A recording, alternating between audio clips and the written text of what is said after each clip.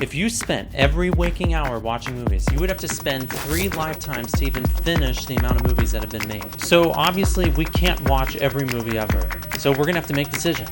How do we choose one movie over the other? Are you wasting your time watching Avengers over Citizen Kane? What made me want to make this video is I was at a party and I was talking to a younger guy in college, and he was telling me that he had an interest in watching classic films and learning about cinema and film history. So other than telling him to like and subscribe to the channel, I started having this conversation with him, and he showed me the list of movies that his professor gave him. And these were all films that I had seen, like classic films, right? It's like some of the films that I've mentioned already. And we started talking about it, and I realized, because he almost had like an anxiety about what movies he should watch, and I can relate to that. There's often like a feeling of inferiority. If you want to become a film buff or a movie lover, you feel obligated to see all these movies that other people are talking about, especially when you're a filmmaker. As a filmmaker, you're gonna get judged for not having seen I don't know, Shawshank Redemption or something like that. People are gonna be like, whoa, wait a second, Mr. Director doesn't know this movie? What the heck?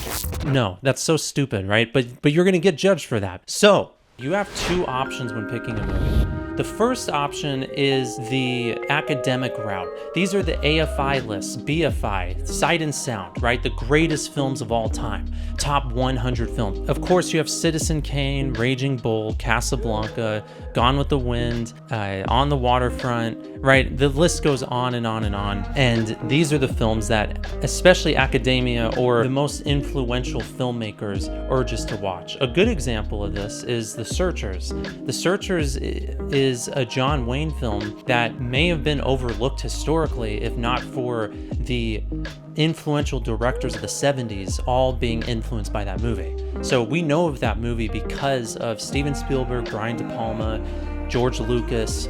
Those directors were all influenced by The Searchers. Martin Scorsese, of course, he's the biggest proponent of that film. And so they spread the word about it, and now everyone knows about The Searchers and everybody goes and sees it. Maybe this movie isn't the greatest Western of all time. Personally, there are a lot of Westerns I like way more than The Searchers. And then you have option 2. Option 2 is to go off of pop culture. This is like the IMDb top movies, right? On that top movie list, The Dark Knight is one of the top films of all time. Avengers, right? These are pop culture hits, and a lot of them are recent films. You're not going to get as many classics. You're not going to get Citizen Kane in the #1 place on a list like this, because Citizen Kane does not have a cultural popularity like the Avengers, right? So often you could find yourself stuck in between these 2 worlds, feeling confused. So should you choose movies that make you happy?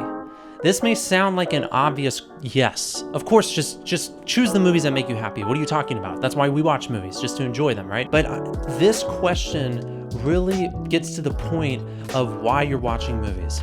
If you want to just watch films just to get your mind off of work, my dad calls them no-brainers, you just want a no-brainer, then go ahead and turn on just the movie that makes you happy, right? That gives you the most pleasure.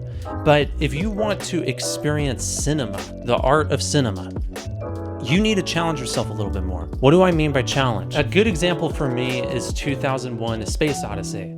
I don't find that film enjoyable. I never found myself at the edge of my seat watching that movie. And honestly, I kind of emotionally hate the movie. I found it almost nihilistic. It made me uncomfortable. I was raised in a Christian home, and then watching this very kind of humanistic, evolutionary worldview when I was a kid, when I saw this movie, made me uncomfortable.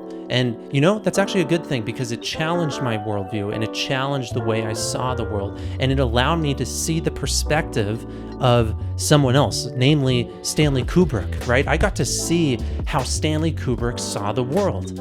What is more valuable than that? But I don't agree with Stanley Kubrick on everything, right? Neither do you.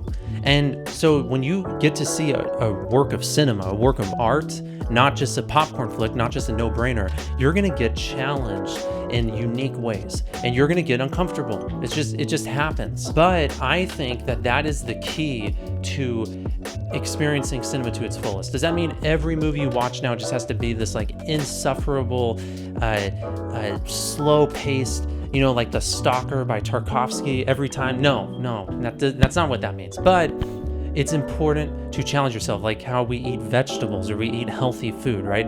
Those are the things that allow us to grow and develop. So with that said, a movie could make you happy and feel good and also still be challenging. And so those are the sweet spot, I feel. Like I feel academically, emotionally, spiritually engaged and challenged and growing from watching this film, but I also just feel happy. I feel good about it. Like it makes me joyful to watch this film. Those are the kinds of movies that I love. And I'll give you an example. How Green Was My Valley by John Ford. That's a John Ford film that really speaks to me. And every time I see it, I feel like I just traveled back into this forgotten time, and I'm in this family with these lovely people living and growing up with this young boy who's just such an endearing character, full of so much wonder and joy, right? Every time I see that movie. But is it the most engaging, entertaining movie? Is Wolf of Wall Street or, I don't know, Top Gun or something, is that more entertaining? Yeah, I mean, it probably is. The Super Mario Bros. Movie, yeah, that's probably more entertaining. But did I get the same level of experience? It's finding that balance. I used to be so stressed out about watching movies. Like I used to have a guilt complex about not watching enough films. I'm like, I want to be a filmmaker. I want to be respected by other filmmakers, and I don't watch all of the new movies that come out. And who cares? So what? Own it. If you like classic films like I do, then you like classic films. You don't watch as many modern films.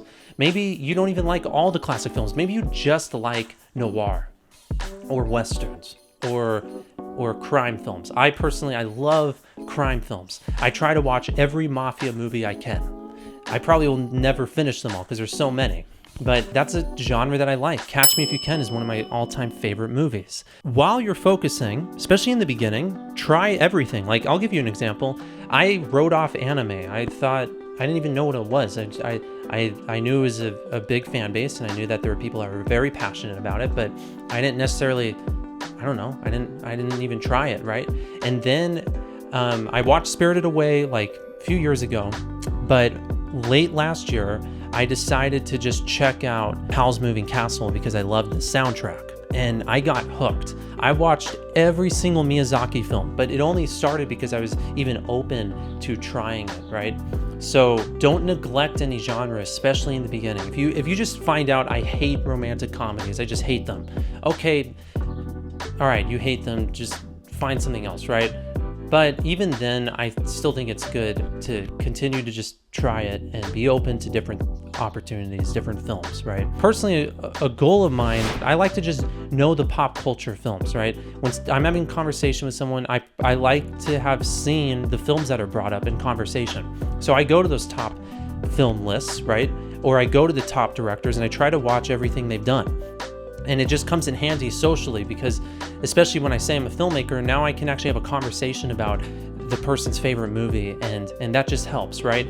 But after getting that broad, which will take a few years, that broad viewership of like those top films, and then you really do get to dabble in each genre too, it's good to start dialing in on what kind of films you really enjoy. And that all relates to cultural literacy. And that's kind of what my channel is about, growing cultural awareness, growing my own cultural literacy. And don't underrate the power of being culturally literate, the way you could connect to people through that knowledge. Like, I wouldn't have watched Mean Girls or Zoolander without wanting that, right?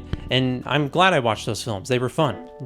Like, I actually enjoyed them. I think the best way to find good films is through recommendations of actual people, because there's just this toxic thing with the internet, with Rotten Tomatoes and IMDb, that just ruin a movie before you even see it. Conversation is where I get my film recommendations. And I have a list, and I'm going to show you it on the screen right here. I have a list of just movies I want to watch. Some of these I've already seen because I actually keep up with the list. I try to, but I'll never finish it, right? But these are all films, almost all of them were mentioned in conversations. And then I get to watch the movie, and then I get to go talk to the person and be like, hey, I just saw that film, and here's what I thought about it. What did you think, right? And you can have like this awesome connection with somebody, especially just because they're like, wow, this person was listening to me.